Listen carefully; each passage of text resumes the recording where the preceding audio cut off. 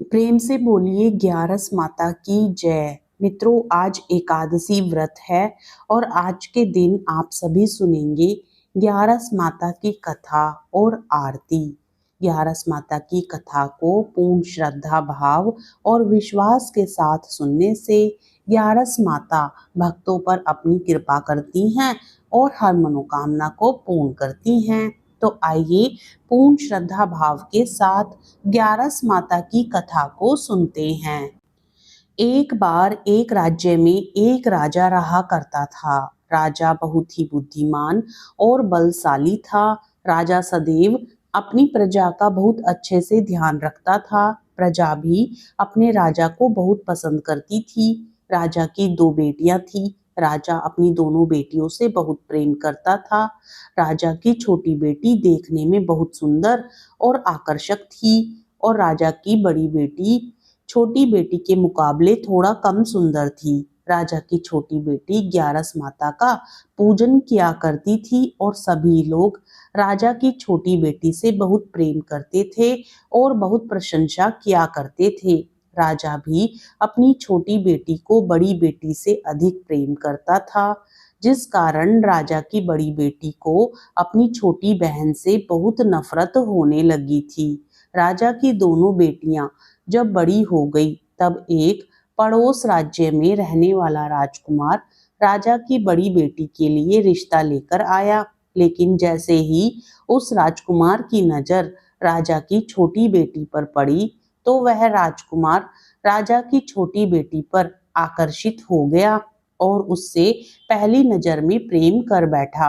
उस राजकुमार ने राजा की बड़ी बेटी के साथ विवाह करने से मना कर दिया और उसने राजा से कहा कि मैं आपकी छोटी बेटी से विवाह करना चाहता हूँ। जिसके बाद राजा की बड़ी बेटी यह देखकर अपनी छोटी बहन से बहुत क्रोधित हो गई और राजा की बड़ी बेटी ने अपनी छोटी बहन को अपना सबसे बड़ा दुश्मन मान लिया।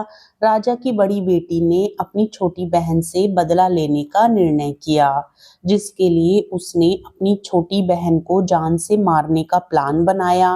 राजा की बड़ी बेटी ने अपनी छोटी बहन को मारने के लिए सबसे पहले एक लड्डू में जहर मिलाकर अपनी छोटी बहन को दे दिया और उसको लड्डू खाने के लिए कहा। लेकिन लड्डू खाने के बाद भी छोटी बहन को कुछ नहीं हुआ।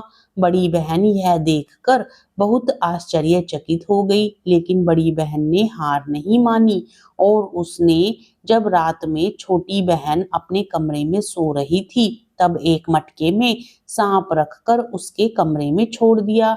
लेकिन सांप भी छोटी बहन का कुछ नहीं कर पाया। जिसके बाद बड़ी बहन ने अपनी छोटी बहन से कहा कि चलो हम लोग कुएं में से पानी भरकर लाते हैं, जिसके लिए वह अपनी छोटी बहन को पानी भरने के बहाने कुएं के पास ले गई और उसने अपनी छोटी बहन को कुएं में धक्का दे दिया। लेकिन छोटी बहन को तब भी कुछ नहीं हुआ, क्योंकि हर बार ग्यारस माता उसकी रक्षा कर रही थी और उधर बड़ी बहन अपने सारे प्रयासों के बाद असफल हो रही थी, जिससे वह बहुत क्रोधित होती जा रही थी। फिर उसने अपनी छोटी बहन के पास जाकर उससे खुद ही पूछा कि मेरी छोटी बहन, तुमको पता है भगवान ने सबकी मृत्यु एक दिन निश्चित समय पर लिखी हुई है और कैसे तुम्हारी मृत्यु होगी, क्या यह तुम जानती हो? तब छोटी बहन ने अपनी बड़ी बहन को बताया कि हाँ, मैं जानती हूँ मेरी मृत्यु कैसे होगी। छोटी बहन से यह सुनकर बड़ी बहन मन ही मन बहुत प्रसन्न होने लगी और उसने अपनी छोटी बहन से कहा कि तो मुझे अपनी मृत्यु का राज बताओ। छोटी बहन ने अपनी बड़ी बहन से कहा कि मेरी मृत्यु तो एक तोते में है, जो तोते के गले में एक हार है, उससे मेरी मृत्यु होगी। जब तक कोई भी व्यक्ति तोते को मारकर वह हार अपने गले में पहनेगा तो मैं मूर्छित हो जाऊंगी और जैसे ही उस हार को अपने गले से उतारेगा तो मैं वापस से जीवित हो जाऊंगी। अपनी छोटी बहन की मृत्यु का राज जानकर बड़ी बहन बहुत ही खुश हो गई और उसने अपनी छोटी बहन को मारने के लिए उसके पालतू तोते को ढूंढना शुरू कर दिया।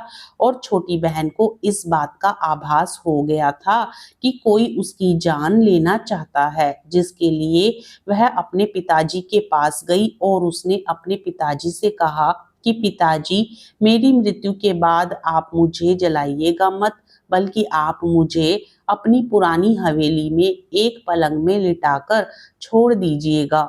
अपनी छोटी बेटी की यह बात सुनकर राजा बहुत आश्चर्यचकित हो गए। राजा ने अपनी छोटी बेटी से पूछा, बेटी तुम यह क्या कह रही हो? तब राजा की छोटी बेटी ने बताया, पिताजी समय किसी के लिए नहीं रुका है, कब क्या हो जाए किसी को कुछ पता नहीं है। और फिर राजा ने अपनी छोटी बेटी से कहा कि तुम ऐसी बातें क्यों कर रही हो? 2-3 दिन में तो तुम्हारा विवाह है। लेकिन छोटी बेटी ने अपने पिताजी को ऐसा करने पर मजबूर कर दिया और उनसे वचन ले लिया। राजा ने भी अपनी छोटी बेटी की बात स्वीकार कर ली और 2-3 दिनों के बाद जब शादी का समय आया, तब राजकुमार बारात लेकर राजा के घर आया और राजकुमार और राजा की छोटी बेटी का विवाह शुरू हो गया। जैसे ही राजा की छोटी बेटी राजकुमार के साथ फेरे लेना शुरू करती है, तो उसकी बड़ी बहन अपनी छोटी बहन के कमरे में जाकर उसके तोते को पकड़ लेती है और उसको जान से मार देती है। तोते के गले में जो हार था उसको अपने गले में धारण कर लेती है।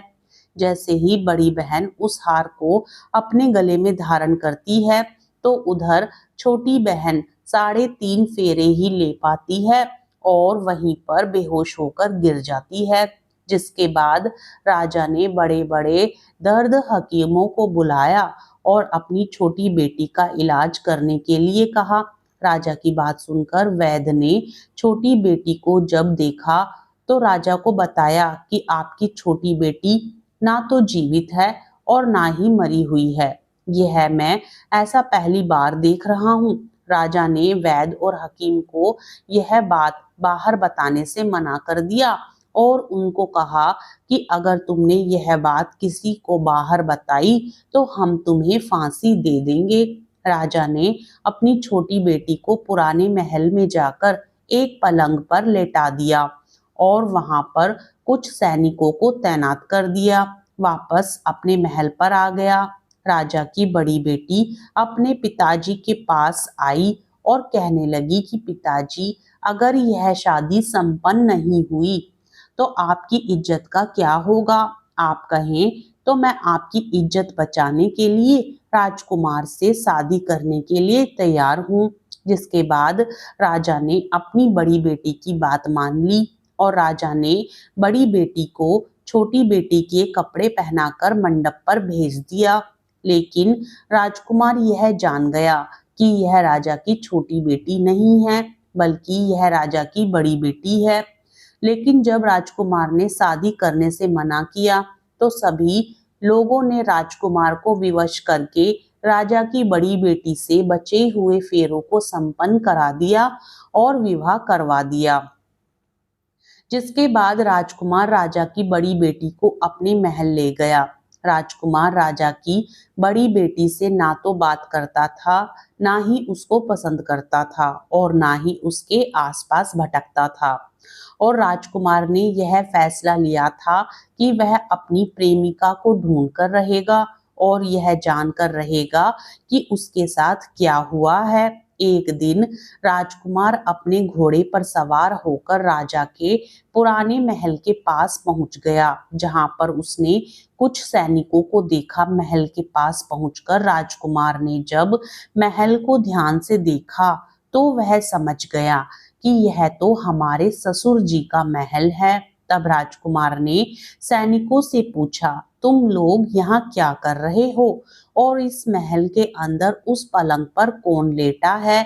जिसके बाद सैनिकों ने बताया कि यहाँ पर राजा की छोटी बेटी लेटी है। यह सुनकर राजा बहुत प्रसन्न हो गया और वह तुरंत अपनी प्रेमिका के पास पहुंच गया और उसकी सेवा करने लगा। जैसे ही रात हुई तो राजा की छोटी बेटी उठकर खड़ी हो गई। राजकुमार को यह देखकर बहुत खुशी हुई और उसने अपनी प्रेमिका से पूछा कि तुम यहाँ क्या कर रही हो? तुम मेरे साथ मेरे घर चलो। राजा की छोटी बेटी ने राजकुमार को सारी बातें बता दी कि मेरी जान एक तोते में बसी थी और मैंने यह बात सिर्फ अपनी बड़ी बहन को बताई थी और मुझे पता है कि उसने ही मुझे मारने का प्रयास किया है। उसके पास एक हार है जिसको वह सुबह पहन लेती है और रात को उतार देती है। जब तक वह हार को पहने रहती है तब तक मैं मूर्छित रहती हूँ और जैसे ही वह हार को उतार देती है तो मैं जीवित हो जाती हूँ और जब तक मेरी बड़ी बहन के पास वह हार है तब तक मैं ऐसे ही जीवित और मूर्छित होती रहूंगी। अगर मेरी बड़ी बहन के पास जो हार है वह मेरे हाथ में लग जाए तो मैं हमेशा के लिए जीवित हो जाऊंगी। राजकुमार यह बात सुनकर राजा की छोटी बेटी के पास रहने का निर्णय कर लेता है और उसने अपने बचे हुए सारे फेरे उस पलंग में लेटी राजकुमार की छोटी बेटी के साथ ले लिए और अपना विवाह पूर्ण कर लिया और वहीं पर रहने लगा। देखते ही देखते कुछ समय में राजा की छोटी बेटी और राजकुमार की पत्नी पेट से हो गई। एक दिन राजकुमार को किसी काम से बाहर जाना पड़ा। तब छोटी बहन के पेट में बहुत तेज से दर्द होने लगा, जिसके बाद उसने ग्यारस माता का आवाहन किया। जिसके बाद वहां पर ग्यारस माता प्रकट हुई और उन्होंने अपनी भक्तों के दर्द को दूर किया और एक पुत्र की प्राप्ति करवाई और वहीं पर अचानक से राजकुमार भी आ गया। राजकुमार ने ग्यारस माता को देखा तो वह आश्चर्यचकित हो गया और उसने तुरंत माता को प्रणाम किया और ग्यारस माता ने राजकुमार से कहा कि जब तुम्हारा यह पुत्र 5 वर्ष का हो जाए तो तुम अपनी पत्नी का हार आकर इसके गले में डाल देना। और देखते ही देखते राजकुमार और राजा की छोटी बेटी का पुत्र 5 वर्ष का हो जाता है। तो राजकुमार अपने बेटे से कहता है कि बेटा, मैं कुछ काम से बाहर जा रहा हूँ, तुम अपनी माता का ध्यान रखना, और वहां से चला जाता है। राजा को बाहर निकलता देख बड़ी बहन के सैनिक देख लेते हैं और बड़ी बहन को जाकर सारी बातें बता देते हैं, जिसके बाद बड़ी बहन अपनी छोटी बहन के पुत्र को वहां से उठवा लेती है और उसको मरवा देती है। छोटी बेटी के पुत्र के 2 टुकड़े करवा देती है। पहला टुकड़ा चक्की के पास छुपा देती है और दूसरा टुकड़ा अपनी पलंग के नीचे रख लेती है। अब ग्यारस माता भिखारन का रूप लेकर आती है। एक भिखारी का रूप रखकर बड़ी बहन के पास चली जाती है, जिसके बाद वहां पर भिक्षा मांगने लगती है। बड़ी बहन अपने नौकरों से कहती है कि जाकर भिक्षा दे दो, लेकिन जैसे ही नौकर ग्यारस माता को भिक्षा देने के लिए आते हैं तो माता उन्हें मना कर देती है और कहती है कि मैं तुम्हारी महारानी से ही भिक्षा लूंगी। जिसके बाद बड़ी बहन स्वयं ही भिक्षा देने के लिए माता के पास आती है। तब माता एक बिल्ली का रूप लेकर उसके कमरे में चली जाती है और वहां पर छोटी बेटी के मृत पुत्र के 2 टुकड़ों को जोड़कर एक कर देती है और उसे जीवित कर देती है। साथ ही राजकुमार को ग्यारस माता स्वप्न में बताती है कि राजा की बड़ी बेटी तुम्हारे पुत्र के प्राण हर लेना चाहती है, तो तुम इसका ध्यान रखना। राजकुमार अपने बेटे को लेकर अपनी पत्नी के पास जाता है और उसे कहता है कि तुम इसका ध्यान रखना, अगर तुम इस बच्चे का अच्छे से ध्यान रखोगी तो मैं तुमसे बात करूंगा। एक दिन राजकुमार अपने पुत्र से कहता है कि तुम्हारी माता के गले में जो हार है तुम उसे मांग लो। जिसके बाद राजकुमार का लड़का अपनी माँ के पास जाता है और कहता है कि माँ, मुझे तुम्हारा यह हार चाहिए जो तुमने गले में पहन रखा है। यह सुनकर पहले तो बड़ी बहन बहुत क्रोधित होती है, पर उसको यह याद आता है कि राजकुमार ने कहा था कि अगर मैं इस बच्चे का अच्छे से ध्यान रखूंगी तो वह मुझसे बात करेंगे, अन्यथा नहीं। जिस कारण वह हार उस बच्चे को दे देती है और वह तुरंत हार को ले जाकर अपने पिताजी को दे देता है और तभी राजकुमार अपने बेटे को लेकर वहां से जाने लगता है और राजा की बड़ी बेटी से कहता है कि तुम हमारे लिए खाना बनाकर रखना, मैं शाम को आकर तुम्हारे साथ खाऊंगा। और वह अपने बेटे को लेकर वहां से चला जाता है, जिसके बाद वह राजा के पास जाता है और उनको सारी बातें बता देता है। राजा अपनी बड़ी बेटी की यह करतूत सुनकर बहुत क्रोधित होते हैं और अपनी परवरिश पर ही दोष देने लगते हैं और राजकुमार को अपनी छोटी बेटी के साथ रहने के लिए आदेश देते हैं। इस प्रकार राजकुमार, छोटी बेटी और उनका पुत्र ग्यारस माता की कृपा से सुखपूर्वक जीवन व्यतीत करते हैं। ग्यारस माता राजा की बड़ी बेटी को उसके द्वारा किए गए कुकर्मों की सजा देती है। उसे जीवन भर दुख और कष्टों को सहना पड़ता है। प्रेम से बोलिए ग्यारस माता की जय। ग्यारस माता की कृपा आप और आपके समस्त परिवार पर बनी रहे। कथा सुनने के बाद आरती भी जरूर सुननी चाहिए, तभी कथा का संपूर्ण फल प्राप्त होता है। ओम जय एकादशी, जय एकादशी, जय एकादशी माता। विष्णु पूजा व्रत को धारण कर शक्ति मुक्ति पाता। ओम जय एकादशी माता, तेरे नाम की नाउ देवी, भक्ति प्रदान करनी, गण गौरव की देनी माता, शास्त्रों में वर्णी। ओम जय एकादशी माता, मार्गशीर्ष के कृष्ण पक्ष की उत्पन्ना, विश्व तारिणी जननी, शुक्ल पक्ष में हुई मोक्षदा मुक्ति दाता बन आई। ओम जय एकादशी माता, पौष के कृष्ण पक्ष की सफला नामक है, शुक्ल पक्ष में हुई पुत्रदा आनंद अधिक रहे। ओम जय एकादशी माता, नाम षष्ठीला माघ मास में कृष्ण पक्ष आवे, शुक्ल पक्ष में जया कहावे, विजय सदा पावे। ओम जय एकादशी माता, विजया फागुन कृष्ण पक्ष में, शुक्ला आम्ल की पाप मोचनी कृष्ण पक्ष में, चैत्र महाबली की। ओम जय एकादशी माता, चैत्र शुक्ल में नाम काम दा धन देने वाली, नाम बरूथनी कृष्ण पक्ष में वैशाख महावाली। ओम जय एकादशी माता, शुक्ल पक्ष में होए मोहिनी, अपरा ज्येष्ठ कृष्ण पक्षी, नाम निर्जला सब सुख करणी, शुक्ल पक्ष रखी। ओम जय एकादशी माता, योगिनी नाम आषाढ़ में जानो, कृष्ण पक्ष करनी, देव शयनी नाम कहायो, शुक्ल पक्ष धरणी।